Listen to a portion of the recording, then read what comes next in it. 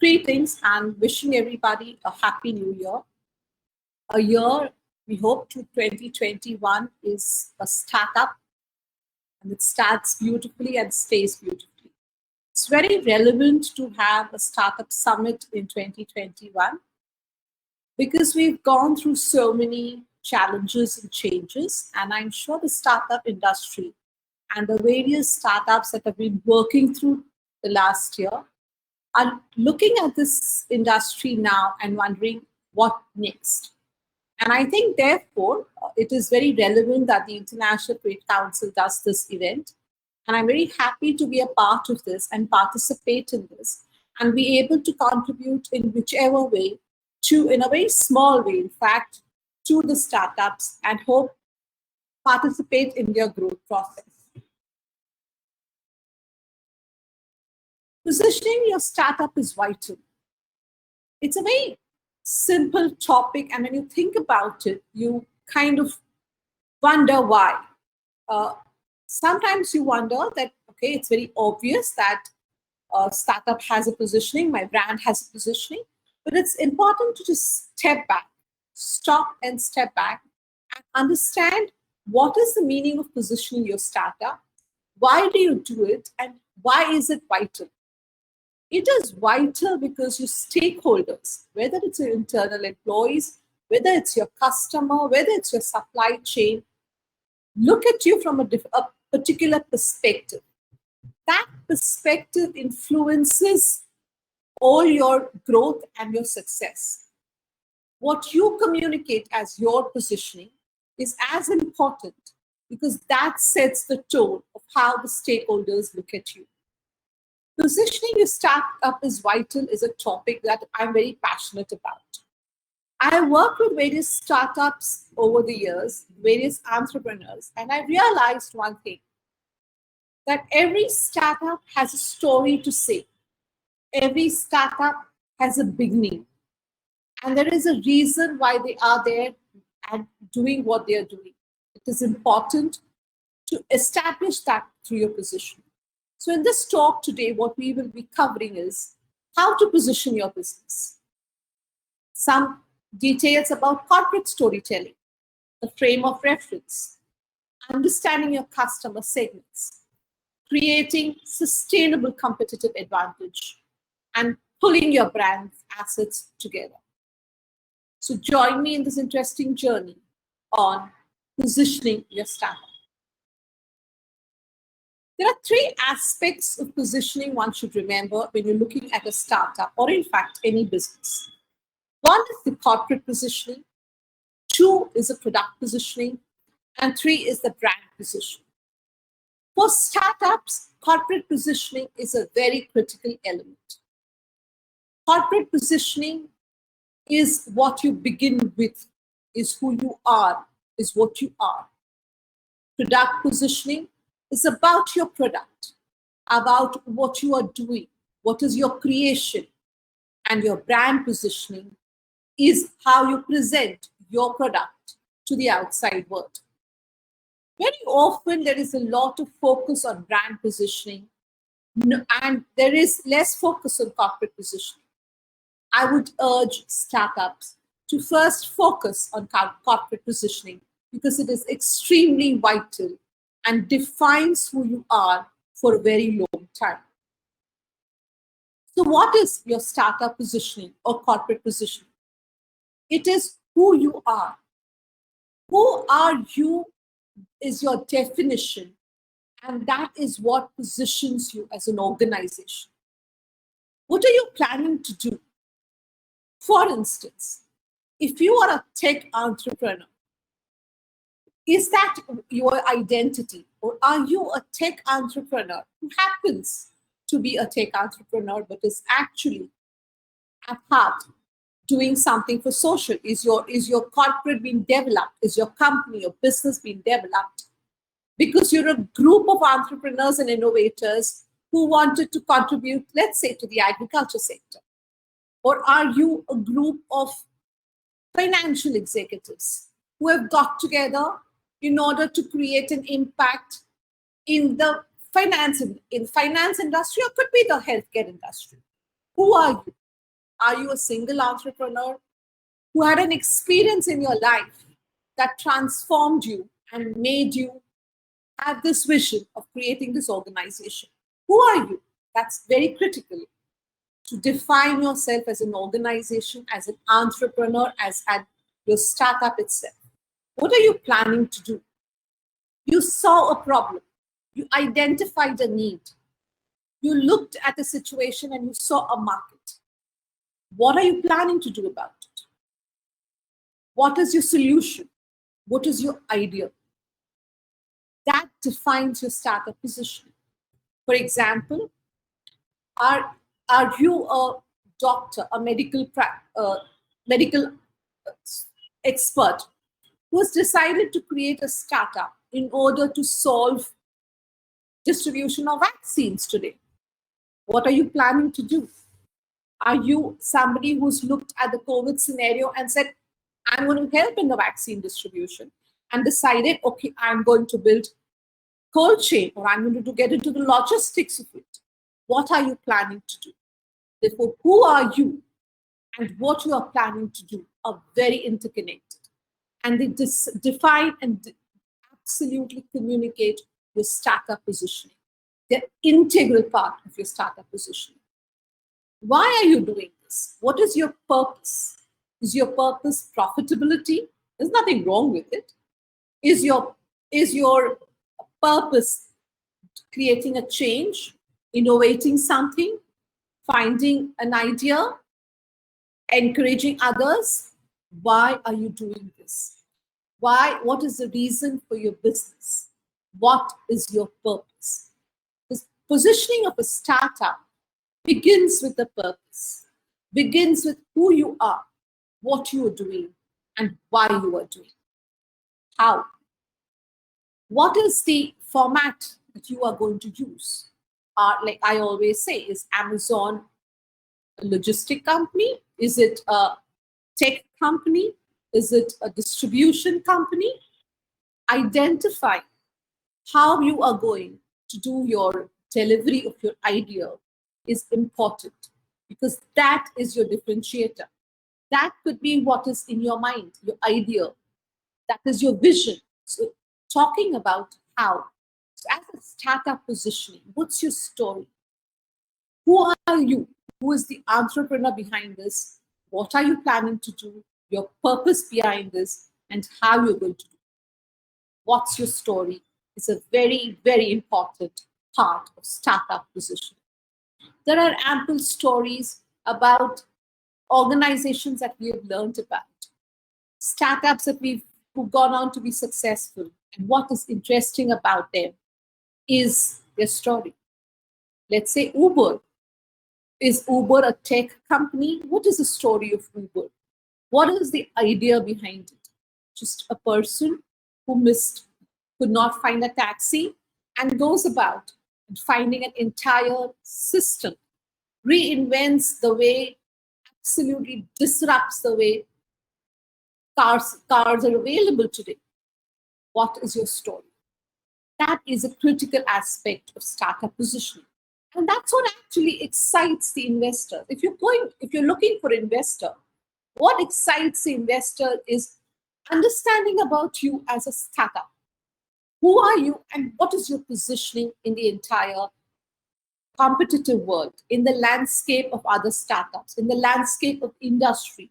Which industry are you in? Are you in the pharmaceutical industry? Are you in the financial industry?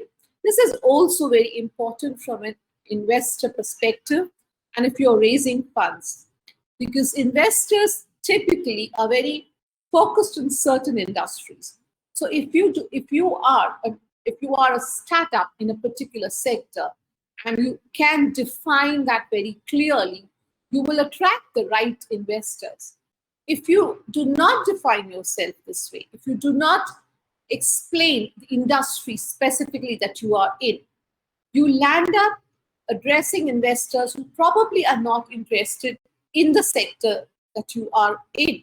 They may like you, they may like your business idea, but the fact is, investors have their own agendas, they have their own frameworks in where they want to invest, And therefore, your positioning as to where you are and who you are is extremely important. Let us go to the second part of this discussion, product positioning. Very often, when you look at a startup, you identify a product or a service, but your product and service is not your brand. Your product and service positioning comes from an analysis as to who's your customer. Am I a B2B or am I a B2C? Who is my customer? My end user could be somebody else, but who is my customer? You have to identify the differentiating between the customer and maybe the end user. What is the problem you're solving? Very often, the product or the service can be solving a particular problem. And when you define, and your definition of that, your positioning of that makes a difference. For instance, there are a lot of organizations who do delivery service. There are a lot of organizations, let's say, who deliver pizza. As simple as that. But if you are delivering pizza, how are you delivering the pizza? Is your product a healthy pizza? Is that what your product is? Or is your product that I'm going to deliver the pizza faster than anybody? Or is your product, I am going to deliver the pizza using organic products? Or is your product, I am a franchisee and I'm going to have a geographical spread which is very big? So even though your product, what you're making is a pizza, what is the problem you are solving? Are you saying that I can give you the pizza at midnight and it's going to be delicious and it's going to be absolutely catering to the elite? Is that the problem you are solving? That the elite do not get a pizza very easily, which is made of organic products and is healthy. Is that the problem you're solving? Is the problem that you're solving making healthcare accessible to everybody? What is in that the problem that you're solving? Are you solving easy access to the product through a website? Is the problem that you're solving that locations far off or in different countries do not have access to the internet? Therefore, I am going to make healthcare products available maybe through a mobile technology. What is the problem you're solving? That product positioning defines you in a particular segment, it defines you in a particular market, and it defines your solution. Therefore, your product positioning is extremely important. So we begin with your corporate positioning, your startup positioning, which defines who you are and your purpose. And then it brings you with that purpose, with that vision, with that identifying that particular problem. I am now creating a product that will solve this problem that I have identified. But it's very important to understand when you position your product, the buyer's journey. The buyer's journey is something when a person has a reason to need the product, to when a person decides to buy the product. In that, the reason a person is buying a product may be very different from what you think the product was for. Therefore, you have to identify what is a solution that you are giving. What is the value you are adding? For instance, if I'm a great fan of Steve Jobs, and the reason Apple was successful was he said, computers do not only have to be available to large corporates. Give it to individuals and let their creativity bloom. So his vision for the problem, what he saw was that if computing power and the creative power of a computer would be given to an individual, they could transform their lives. So he wanted to transform lives and make technology available and easily usable for people to transform lives. And therefore, that has always been the purpose of Apple and Apple computers. Therefore, what is a solution that you are bringing to the table? What is the value you are adding that was not there before? What is the value you are adding that did not exist before? Or are you doing something differently? I would like to mention over here that every startup need not do something which is completely different all the time. There are lots of entrepreneurs who, with their sheer experience, know how to do the same thing but in a better way. And there are takers for this. There is a market for people wanting a solution more easier, more simple. And again, I'll come back to the Uber. Taxis were already there. But someone saw that there was a difficulty in getting a taxi, and therefore you had Uber. The concept of Facebook or any of the technology apps that you're looking at today, the fact that we're today speaking on an international trade format from at a time of COVID when we could not travel, we've been able to do this because somebody saw that there is a need and fulfill the need. And therefore, what is the solution that you're saying? If you just say that I am just creating a system or a process or a technology or a service that I am good at, would not really solve, would not really be good for marketing. Product positioning is extremely important. Are you doing anything that is different? What makes you different? Also, most critical is to understand and create positioning of what you are not. For example, if you are selling a product, B2B concept, you should be clear you are not going to go to B2C. What you are not is extremely critical to understand, because otherwise sometimes you tend to divert and dilute your position. Understanding your customer, what is the problem you're solving, automatically gives you an understanding of your market. Am I going to go global? Or is my product not valid in certain countries? Is my product only valid in countries with a particular weather? Is my product only possible to be sold in certain situations and scenarios? What is your market? What is the value that you are adding to the product or the service? The startup positioning and the product positioning is vital for your investors to know who you are and what is your product. It identifies the future, maps out, gives a vision, a transparency to where you are going, which direction you are taking. That's important for investors. That's important for employees who are joining you. Let's say if you're getting into the telecom industry or energy industry, and you say, if I'm in the energy industry and I'm going to create solutions, simple solutions for rural areas on clean gas, clean energy. How are you going to do it differently? What you are not going to do is, let's say, I'm going to give energy solutions, but I'm not going to give an oil-based solutions. So what you are not is as important as what you are going to be doing. What is your game? How are you going to play this game in your market? What is it that differentiates you? What is your product's uniqueness? What is that one thing that you are going to do differently that's going to give it a different flavor? Let's say if you are a startup which is going to create textiles for a particular market.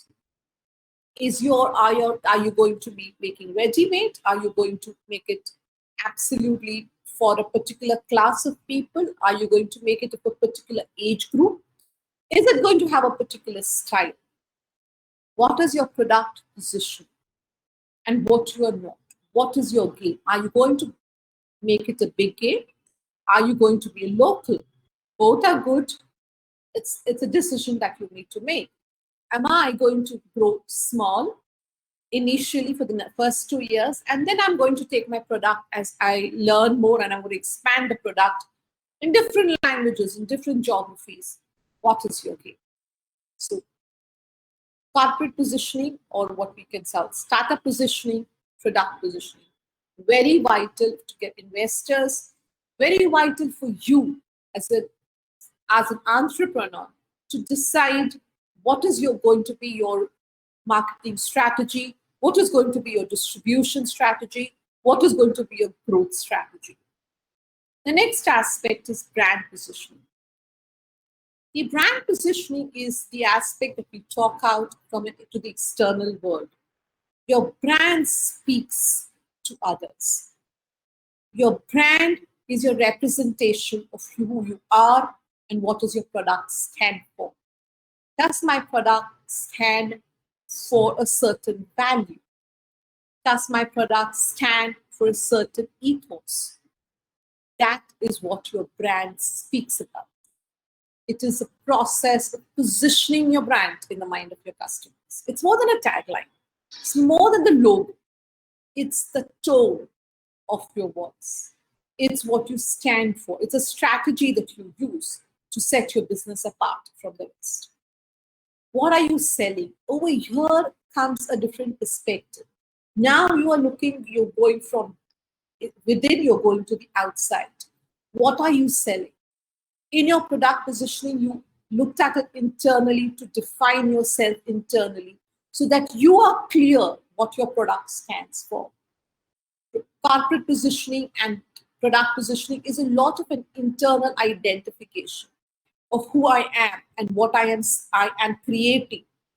Brand positioning is what I am giving out, but you cannot have brand positioning without your corporate positioning and your product positioning. Who are you selling to? Who is the competition? And in today's world, very interestingly, the competition is not necessarily your direct competition, but the same product. For instance, today if I am going to go and buy a gift for New Year's and I have an X amount, let's say $100 or whatever would be the equivalent in each currency, to decide, my choices could be a mobile phone versus a purse versus a holiday versus a dress versus another electronic product versus a music system. So your competition is not necessarily another manufacturer or brand of the same product. Today you're competing across industries. So if you're selling in the retail, a diamond ring competes with a mobile phone. A diamond ring could be competing with the latest Louis Vuitton bag. So who is the competition? What is the buyer's journey and how do they decide? And therefore, what are you selling becomes important. What is the inspiration that you're selling? Are you selling a product? Are you selling an aspiration? Are you selling a relation? Are you selling a dream? What is it that you are selling? Are you selling? Every product is most often not only a product. When somebody buys a diamond ring, they're not really buying a diamond ring. They're buying something about communicating their love, their relation to somebody. When I go and buy a burger, I'm just not buying the burger. I'm going to McDonald's maybe because I want to be assured of a quality. I want to go over there because I want to take my family across. What are you selling? Are you selling? You're in a brand positioning. You're selling an emotion. You're selling a particular value system that represents something from the customer's perspective. And therefore, what is your persona? Are you a brand which is fun? We've seen brands in a Nike or a Reebok, different personas. What is your persona? Is your brand all about fun? Is your brand about, okay, I'm going to sell you burgers, come over here, it's meant for teenagers, it's meant for the young adults, meant to have fun with a beer? Or is it a family place where you're going to have that burger with your family and your children, and it's going to have something that makes it child friendly? What is your persona? Are you naughty? Are you absolutely regal? Are you royal? Are you fun, loving, simple? So many personas. That brand positioning is important because your persona is how you will speak to the audience, and that is how the audience will react to you. Your customers will react to you. What are your key messages? What is it that you are saying to the customer all the time? Are you saying that let's look at the world differently and we can do this? Look at the world differently and my product will help you look at it differently. And that's what my brand stands for. Is your persona saying it is a time to be serious? This is a time when we are having a meeting, we are having a discussion.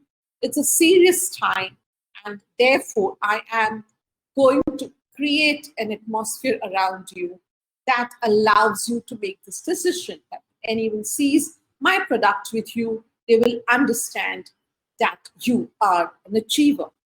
That's you see that often in watch brands, right? You see watches which are sometimes fun, loving, looking at measuring your number of steps. And there are certain brands whose persona is about being in conference room, being in meetings. That is your persona. They're both looking at time. They're both giving you times. But their persona represents something. What are your key messages therefore? Your key messages define your brand position. They're all related. Who you are as an organization, what is your brand positioning, and therefore, what are your key messages? What is your tone? How am I going to speak? Am I going to be a brand who's going to give you advice? Am I a brand who's going to be chilling with you? Am I a brand who understands and empathizes and sympathizes with you? Am I a brand who mothers you and gives you love and affection? Am I a brand who's a little bit stricter, who's like an uncle, a lovable uncle, who's giving you directions nicely but lovingly? What is your tone? Your persona is very important to identify what is your tone.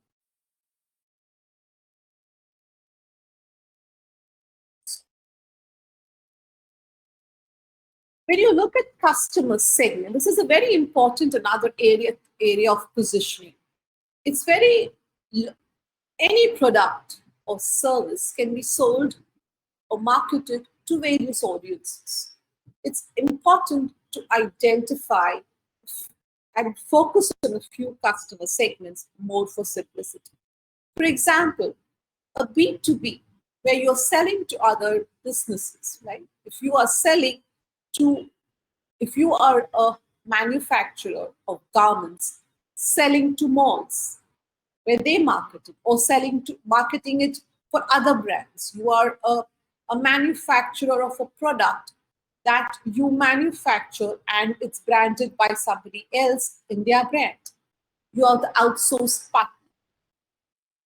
If you are the B2B, then there is a different strategy, there is a different focus from B2C.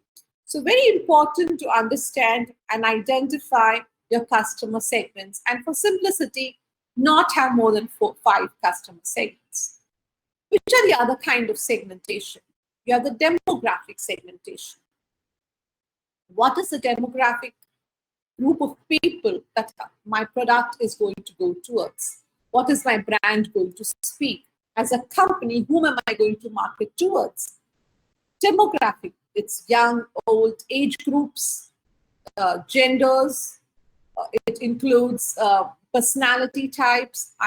Am I going for senior citizens who are active and are travelers, or am I going to youngsters who are studying and therefore are in their classrooms? What is my demographic segmentation? Geographic segmentation. It is an important aspect because as much as we like to say that the world is getting closer, there is an aspect of globalization and localization. As much as people are becoming similar, as much as the exposure is there, the geographic segmentation is very important from a compliance perspective. Each nation, each country, city or state could have different compliances. Geographic segmentation is cultural perspectives, how people of a certain geography view your product or service. Important for geographical segmentation. Behavioral segmentation. People behave in a certain way, in a certain area, in a certain demography, in a certain situation. What is a behavior that you are tapping onto as your market? Psychographic segmentation and customer journey segmentation. Customer journey segmentation is very important because one has to understand that very often in a customer's journey, it is not necessary that the end user is the only person who makes a decision. Like, for instance, in India, if you are buying jewelry for the wedding season, for your own wedding, the entire family is involved in the decision making of and the purchase of jewelry. So it's not that only the individual is going to buy a jewelry. Similarly, if you are deciding on a hospital, the family gets involved in doing the search on the internet, in doing the asking for referrals, asking for information. What is the customer journey segmentation? And in that customer journey segmentation, which part of the customer journey are you addressing? To put it in a short, therefore, and I will only touch on the brand positioning statement, can be structured like this. My brand is for whom? For which country? For the Australian market, for the American market, for the international market, for the youth, for target for the young, for the fun-loving young, for the youth who are in higher education, for whom? What is a compulsory? Who has a compulsory, compelling reason to buy your product? In that entire market that you've decided, in that who in that market has a compelling reason to buy? Our product is product placement within a new or existing category. Our product is an innovation that will address the need for public transport. Our product is a solution for people staying or senior citizens staying at home alone. Our product is a solution for people who are traveling long distances and need a place to stay for just a night. What is it that provides? My product provides key benefit that directly addresses the compelling needs. For instance, if I'm saying my product is a solution for the international travelers who need to change flights and need to go somewhere for one night. So my product provides an easy place to stay in for the night on a nightly basis near the airport and can be part of an online solution. Unlike a large hotel, unlike a boutique hotel, unlike what? Our product is a key difference or point of differentiation in relation to the specific. So what is my product do? My product is inside the airports, is available just outside the airport, and that's what differentiates me. My product can be immediately purchased on an app. What is my differentiator?